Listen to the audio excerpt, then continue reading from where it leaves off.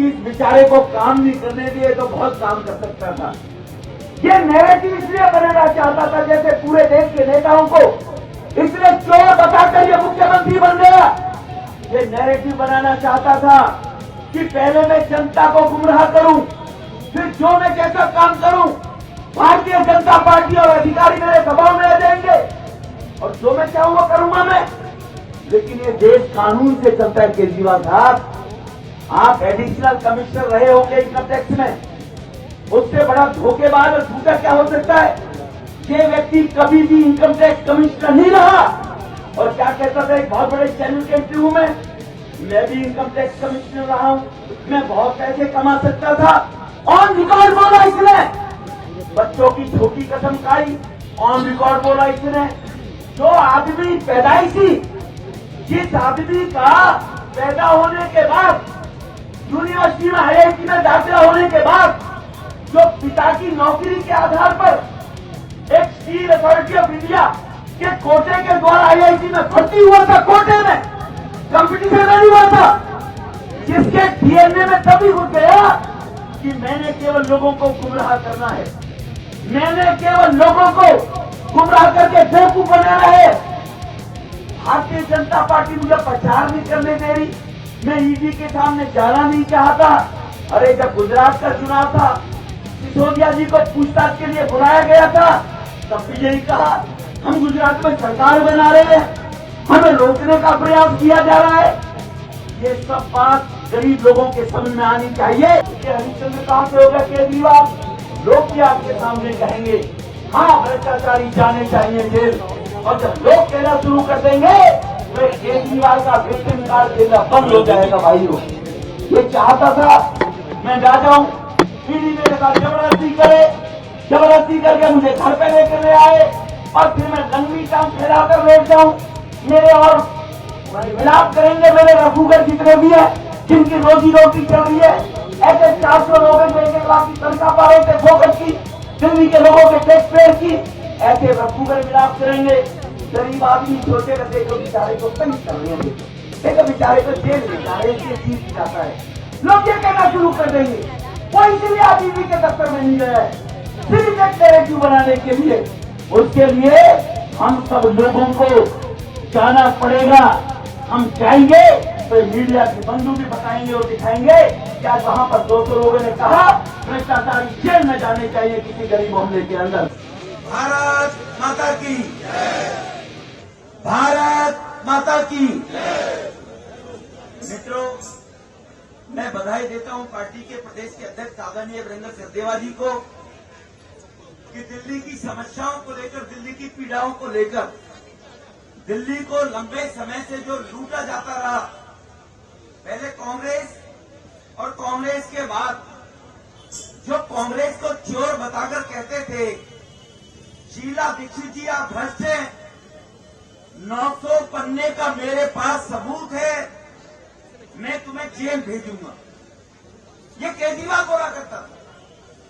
आने के बाद उनके साथ गड़बड़ियां कर ली तो सबसे बड़ी मक्कारियत तो केजरीवाल की पहली तो ये थी, उस पर विश्वास कैसे करेंगे लोग। ये सभी लोगों को जाकर गली मोहल्ले में जब तक नहीं बताया जाएगा कि राजनीति में अंदर, राजनीति के अंदर भ्रष्टाचारियों का नेक्सस है, सभी पार्टियों में भ्रष्टाचारी रहते हैं, ये केजरीवाल भी बोलता था, ये पूरा देश भी बोलता था।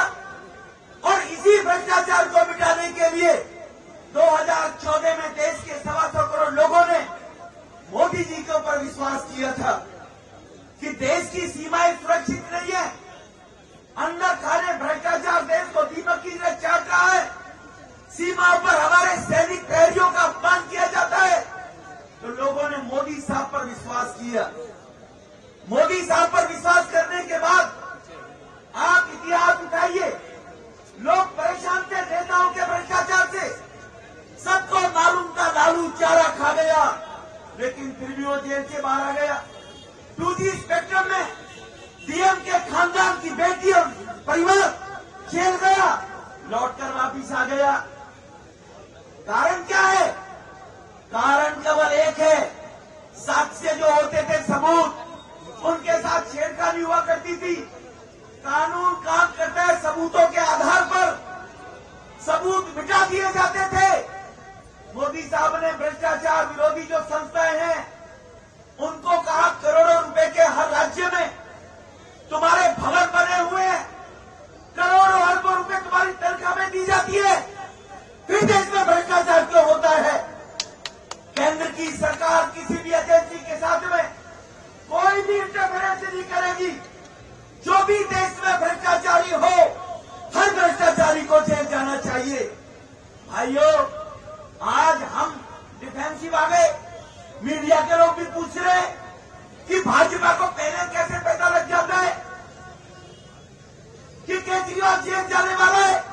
अरे भाई, कोई शरीफ आदमी अपनी गली में किसी चोरने को चोरी करते भागते देखेगा और पुलिस में रिपोर्ट आने के बाद कैमरे में उसकी फोटो आ जाएगी तो क्या उसको विश्वास नहीं हो जाएगा कि कैमरे में इसकी फोटो है, जेल जाएगा, चोर है? लेकिन भारतीय जनता पार्टी का कार्यकर्ता अगर कहता है कि साक्षी आ गए, ऑनरेबल सुप्रीम कोर्ट ने कह दिया कि संदिग्ध का 338 करोड़ तक तो साफ आती है तुम्हारे भ्रष्टाचार की, तो भारतीय जनता पार्टी के लोग अगर कहते हैं जेल जाएगा तो उसके आधार पर कहते हैं। आप अगर हरिश्चंद्र हैं, आप अगर ईमानदार है तो फेस करिए। आप केवल एक नैरेटिव बनाना चाहते हैं, एक आप विक्टिम कार्ड खेलना चाहते हैं। यही विक्टिम कार्ड खेलकर 2019 में चुनाव जीता था ये भ्रष्ट आदमी, केवल एक ही विक्टिम कार्ड खेला गया था। केंद्र सरकार मुझे काम नहीं करने दे रही। ऑटो वाले गरीब आदमी से पूछते थे, कहते थे भैया इसको काम क्यों नहीं करने दे रहे? मजदूर से पूछते थे, इसको काम क्यों नहीं करने दे रहे? अब ये काम करने के लिए फाइल भेजा गया एलजी के पास, कमिश्नर के पास। इस बच्चे ने 11वीं पास कर ली, इसका मैं कॉलेज में दाखिला कराना चाहता हूं, तो क्या कमिश्नर एबीसी कॉलेज में दाखिल कर लेगा क्या? जब अधिकारी फाइल पर साइन नहीं करते थे, ये बहाने मारता था कि मुझे केंद्र सरकार काम नहीं करने दे रही। अरे साइन अधिकारियों ने करने, एक्चुअल तुम अनकॉन्स्टिट्यूशनल भेजोगे, एक्चुअल तुम असंवैधानिक भेजोगे जानबूझकर, जो संविधान के अनुसार काम हो ही नहीं सकता। लेकिन वो सफल हो गया, भाजपा चूक गई गली मोहल्ले में लोगों को बताने में, और ये नैरेटिव उसने फिक्स कर दिया कि इस बेचारे को काम नहीं करने दिए तो बहुत काम कर सकता था। ये नैरेटिव इसलिए बनाना चाहता था जैसे पूरे देश के नेताओं को इसने चोर बताकर ये मुख्यमंत्री बन गया।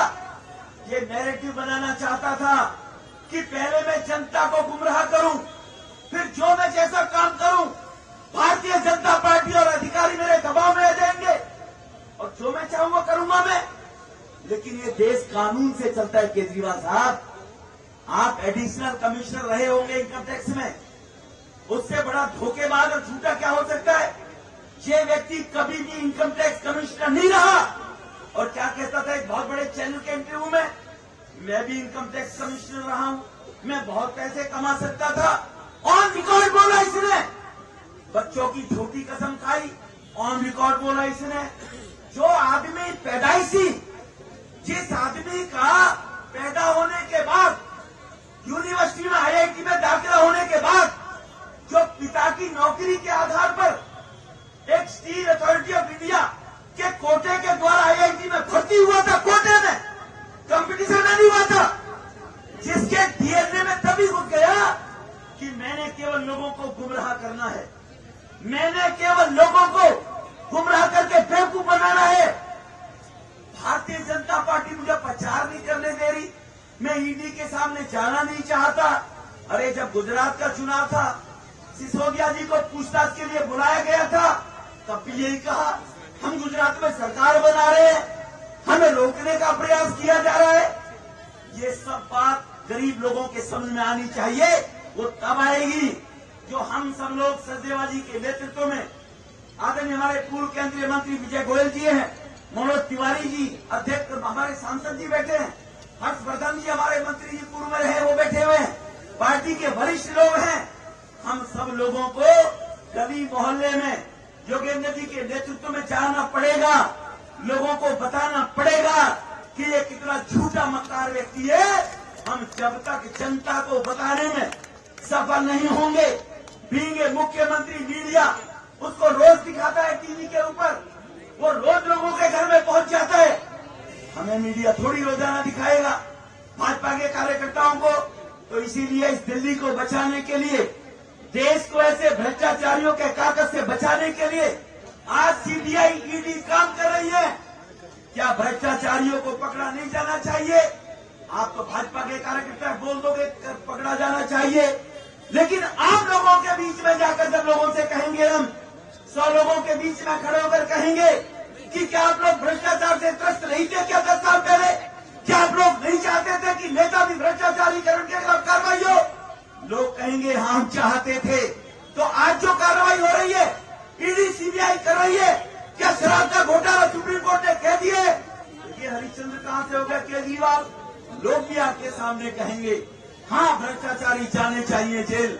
और जब लोग कहना शुरू कर देंगे तो एक केजरीवाल का विक्टिम कार्ड खेलना बंद हो जाएगा। भाइयों, ये चाहता था मैं ना जाऊं, ईडी मेरे साथ जबरदस्ती करे, जबरदस्ती करके मुझे घर पे लेकर ले आए और फिर मैं नंगी टांग फैलाकर बैठ जाऊं।